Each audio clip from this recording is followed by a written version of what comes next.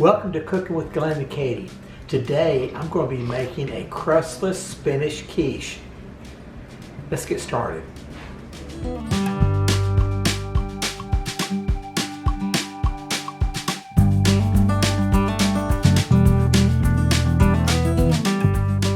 The first thing I'm going to do is put some ingredients into a pan and I'll saute them and I'll cook them until all the water comes out, because you want the quiche to be not too watery. You want it to be moist but not too moist. So I'm going to put some oil. I've got 2 tablespoons of oil. You can use any kind you want. And I'm going to turn my induction oven on to get the oil hot. And it won't take long. It won't take long for the oil to get hot, and I'm going to be putting into the spinach to begin with. So let me do that now. I went out to the garden this morning and I got some spinach. I cut it up, I chopped it, rough chopped it, so it's small pieces. So this is fresh. Now if you use frozen, you'll want to put it in you'll want to get some frozen spinach, a 10-ounce bag, and then you'll want to squeeze all the water out. You want the water out of the spinach because it's got a lot of water, and we'll just cook this down. So I'm going to cook this, and it will wilt, it'll get smaller, and it will release a lot of water. And with this, I'm going to put a cup of chopped onions. You put 2 cups of, I call them add-ons, or things that you want to put in here. But I always put a cup of onions because I love them and it works well. So they need to be cooking now too, so that they will be sauteed. And then I also want to put some bell pepper in it. But I don't want a cup of bell pepper and a cup of onions. I want a cup of onions and a half a cup of bell pepper, so it can have some other add-ins, because the total needs to be 2 cups. So I'll put these in here. Some things that you put in need to be sauteed and cooked, like mushrooms. I'm not going to put mushrooms in here today, but if I had mushrooms, they'd go right in here. The other 2 add-ons don't need to be cooked. And once I get this stirred up and cooking a little bit, then I'm going to show you the other 2 add-ons and how I did those.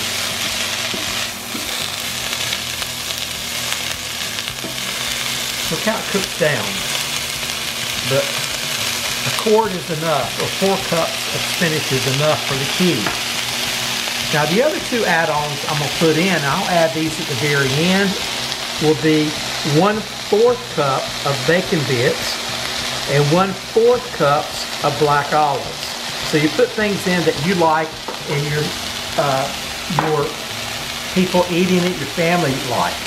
And the last thing that needs to be sauteed will be some garlic. This is fresh garlic. Let's use it's green. You can, when you pull it up, you can use the green part as well as the white part or the bulb. So I'll put all this in. It's going to be very tasty, but it needs to be cooked and sauteed with the rest of this. So I'm going to be cooking this for, I would say, about 10 minutes. There'll be some water that will come out of these vegetables, and I'll cook them until the water's gone, and I feel comfortable that's ready to put in the dish.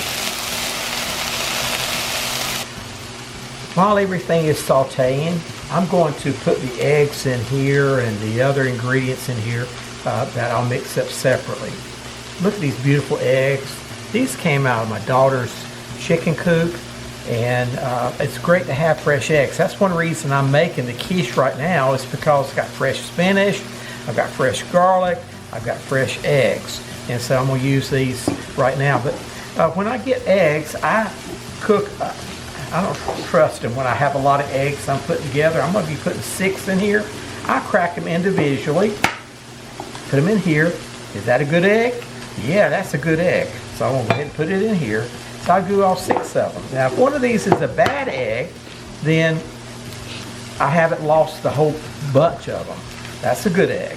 I imagine every one of these are good. I just don't want to have a bad one and crack it. And I've done that before. It messes up everything. That's the 3rd one. Got 3 more to go.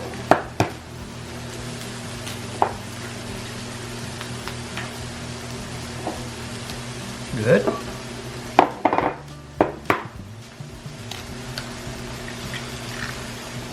Good. And the final one, I hope this was good. Yes, indeed. All of them were good. I've got them in here. I got 6 eggs. Okay, I got the 6 eggs here, and before I whisk them together, I'm going to put in 1/2 cup of cream. This can be half and half. It can be whole milk. I like cream. So that's what we have there. And I have a lot of herbs in my yard. And so you want 2 total tablespoons of fresh herbs. This is a tablespoon of oregano. So I put it in here. I picked that this morning and chopped it up. And then I've got 2 half tablespoons because I wanted 2 more herbs. But I've got 1/2 tablespoon of thyme. And I've got 1/2 tablespoon of basil.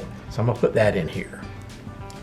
And finally to this mix, I'm going to add 1/2 teaspoon of salt. You've got cheese in here, a couple cheeses, so you don't need much salt. That's 1/2 teaspoon of salt. And now I'm going to put 1/2 teaspoon of pepper. So put all these together. And then I'm going to get the whisk, and I'll whisk these while I blend the eggs. You don't have to go like that. You can just go back and forth when you whisk. And this will blend everything together.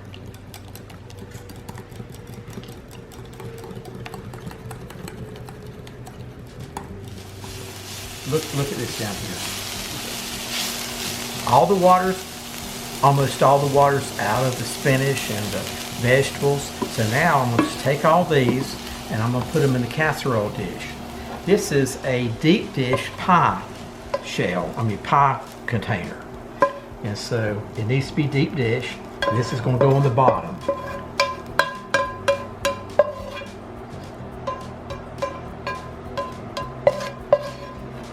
Here we go. And spread it out evenly. So I'm going to let it sit there for a second, and then I'm going to put mix the mozzarella cheese in it.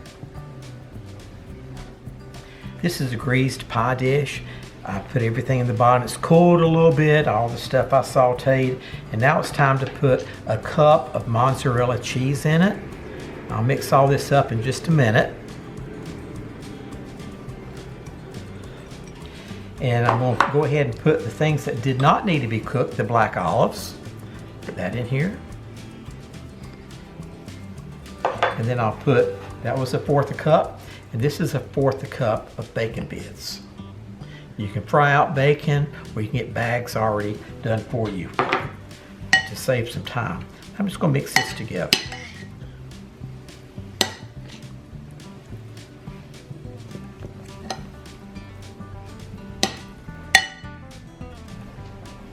And the final thing that I'm going to do is add the mixture and some cheese on top. So this has been mixed very well. We'll pour it on top.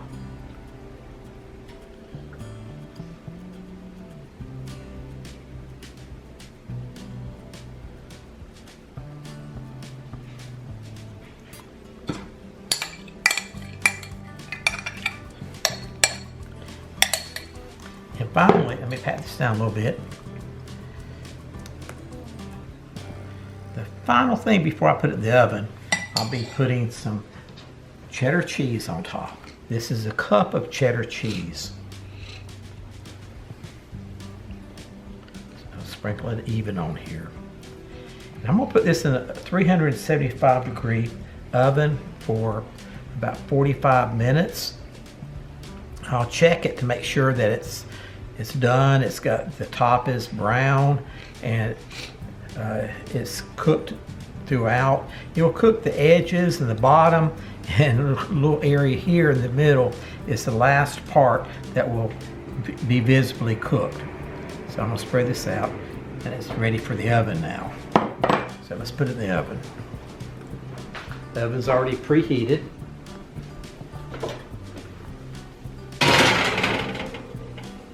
Now I'm going to set a timer for 45 minutes. It's been 45 minutes, so it's time to take the quiche out of the oven.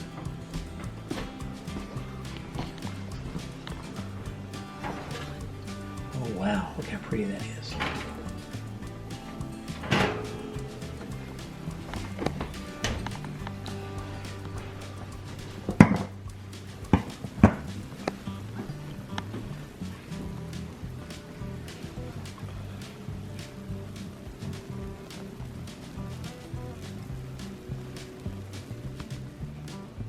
This turned out very well.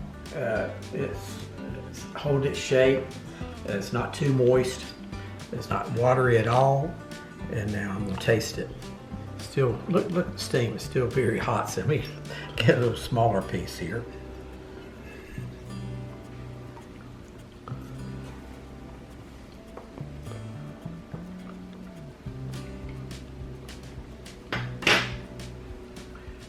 Delicious. All the vegetables are so good together. The eggs hold it together. This is outstanding. It's crustless, so you don't have the crust. If you want a crust, follow the recipe on the crust box that you buy from the freezer or the dairy. And you need to pre-bake it. You need to get it so that it dries the shell out a little bit. But to me, this is just as good. So I'm gonna get one more bite.